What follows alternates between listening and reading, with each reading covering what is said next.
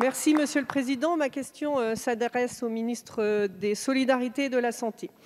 L'hôpital public en France est en crise depuis longtemps. Les politiques publiques de démantèlement menées depuis de nombreuses années, conjuguées à la crise sanitaire, mettent à mal ce service public essentiel. Le dévouement des femmes et des hommes qui l'assurent devient insuffisant pour garantir un accès universel, digne et de qualité. Si les accords du Ségur ont permis de reconnaître l'engagement d'un certain nombre de professionnels du secteur de la santé, beaucoup reste à faire. Je pense notamment à la profession d'ambulancier au sein de la fonction publique hospitalière, qui n'est toujours pas reconnue à sa juste valeur. Les ambulanciers hospitaliers sont en première ligne lors de nombreuses interventions et participent à garantir l'intégralité physique des patients lors de leur prise en charge. Ils constituent ainsi un maillon important de la chaîne de soins en leur permettant leur acheminement. Pourtant, ils souffrent d'un manque de considération. Ils déplorent notamment leur intégration dans la filière ouvrière et technique de la catégorie C de la fonction publique hospitalière et de leur exclusion de la catégorie active, les empêchant ainsi d'invoquer les risques professionnels. Plus encore, dans la nomenclature métier, les ambulanciers hospitaliers sont considérés de manière rétrograde comme simples conducteurs, ce qui ne correspond pas du tout à la réalité de leur mission. Cela empêche toute reconnaissance de leur fonction de soins et de contact avec les patients. Les ambulanciers font partie de celles et ceux qui ont été en première ligne au cœur de la crise sanitaire, au péril de leur santé, et ont joué un rôle essentiel en faveur du bon acheminement des patients. Ils ne doivent pas être aujourd'hui laissés pour compte. Il y a donc urgence à reconnaître la pénibilité de leur travail, à revaloriser leur salaire et à leur accorder le statut qui leur revient.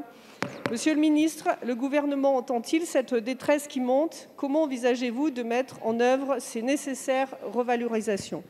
Merci Madame la députée. La parole est à Monsieur Adrien Taquet, secrétaire d'État auprès du ministre des Solidarités et de la Santé. Merci Monsieur le Président, Mesdames et Messieurs les députés. Madame la députée, vous avez raison, les questions de reconnaissance ne sont pas que des questions de reconnaissance financière, elles sont importantes, je vais y revenir. Cela concerne également les questions de formation, de filière, d'études.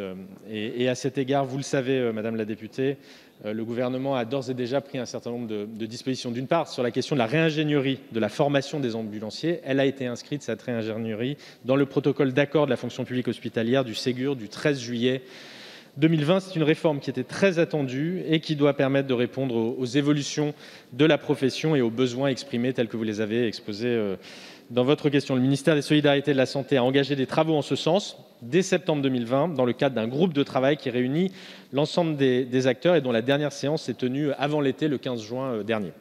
Ce travail a permis d'élaborer un référentiel d'activité et de compétences et de revoir le référentiel de formation pour l'ajuster au mieux aux évolutions identifiées du métier. En ressort une nouvelle définition du métier qui souligne la double appartenance santé-transport et la réalisation de soins qui relèvent de l'urgence. S'agissant de la formation encore, une organisation rénovée a été mise en place qui permet de faciliter les passerelles entre les métiers. Cela a été acté. On sait que les questions de mobilité professionnelle au sein de différentes branches est souvent un obstacle à l'attractivité d'un certain nombre de métiers. Cela conduit à une augmentation de 3 semaines de la durée de la formation théorique, de 2 semaines de la durée de la formation clinique, pour un total d'un peu moins de 6 mois. Au vu de cette nouvelle durée, ce diplôme reste de niveau 3. Par comparaison, les formations des aides-soignants et auxiliaires de puériculture est désormais positionnée au niveau 4 suite à la réingénierie des diplômes en 2021, durent de leur côté 1 an. En conséquence, et en pleine cohérence avec ce qui se fait dans les autres professions, celle d'ambulancier ne relève pas de la catégorie B de la fonction publique. Le passage en filière soins n'a pas non plus été retenu. Cela ne veut bien sûr pas dire que le gouvernement ne reconnaît pas leur action. Les ambulanciers ont d'ailleurs bénéficié du complément de traitement indiciaire de 183 € net, un gain qui est conséquent en proportion de la rémunération qui est la leur. En outre, ils bénéficieront des mesures annoncées lors du rendez-vous salarial du 6 juillet 2020 sur la revalorisation de la grille et des carrières des agents de catégorie C. Voilà, Madame la députée, l'ensemble des mesures qui ont été prises en faveur de cette